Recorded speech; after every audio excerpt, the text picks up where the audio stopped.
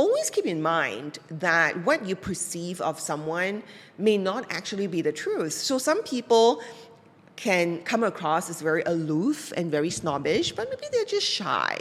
Maybe they're insecure in some areas, and that's why they are the way they are.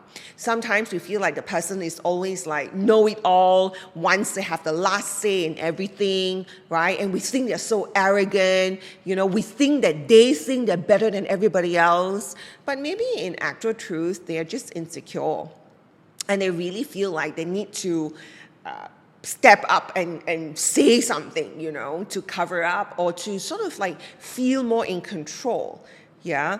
And so we need to be able to understand that every single human being has vulnerabilities. And it's hard for us to see someone from that perspective when we're already feeling triggered ourselves, when we're feeling wronged.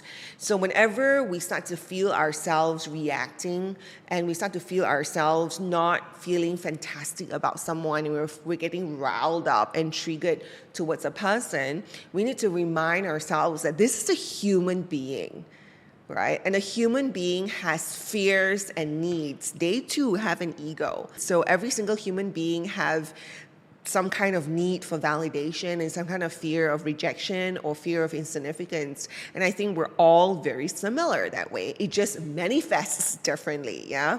Always remember that even when we think we know someone's story, chances are we don't really.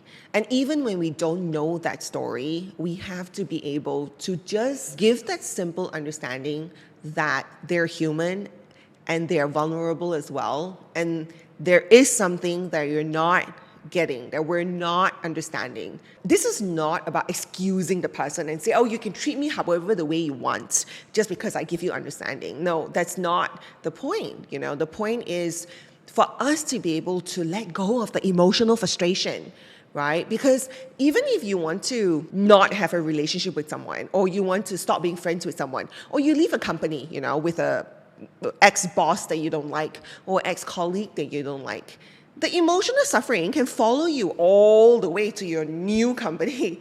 You know what I mean? Like, even if you decide to break up with someone, it doesn't mean that you're free, right? Because the emotional suffering, the anger and the blame that you have towards the person, it follows you.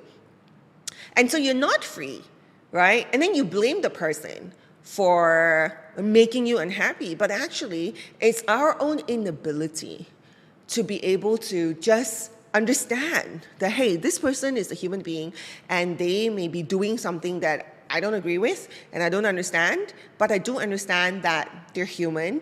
And for whatever reasons that I'm not getting, the way they're behaving is in accordance to their vulnerabilities and their fears and their needs, right? So it has nothing to do with me. So I'm going to let go. I'm not going to hold on to blame and anger. And that's how we have peace, That's how even after you exit a relationship, you really exit and not continue suffering, right? How many times have we gone through an incident with someone and it's over already, it's like 2 days ago, but it still bothers you so much that, you see a family member, you're talking about it, you're complaining about this person, when you're showering, you're thinking about the person and, hey, this is what I could have said, I get so angry, and then you come out from the shower and really angry, but this happened like 2 days ago. This emotional suffering is self-sabotage, because honestly, it's not the person making you unhappy anymore. Do you know what I mean?